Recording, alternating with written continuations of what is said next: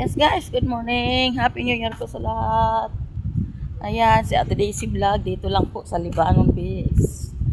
Hindi na po siya nakakapagsimba kasi pagka magsimba, baka masilampid, tumba.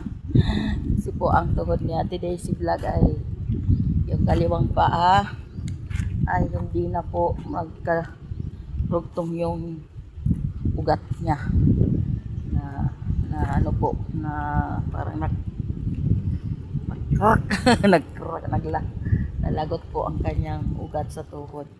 Okay, Happy New Year po sa lahat. Shout out po doon sa mga kamag-anakan, mga kapamilya sa Sugoy, Anislag, Daraga, ayan, mga kapamilya po ng aking ama, pamilya po ng aking mama.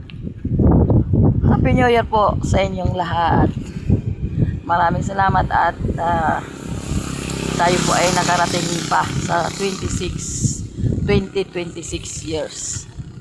Ayan, maraming salamat. Aranawa, maganda po ang ating buhay na tatahakin ngayong 2026. Maraming pong salamat. God bless you all at belated happy fiesta po sa bagong sirang Sugoy doon po kila mama kahapon.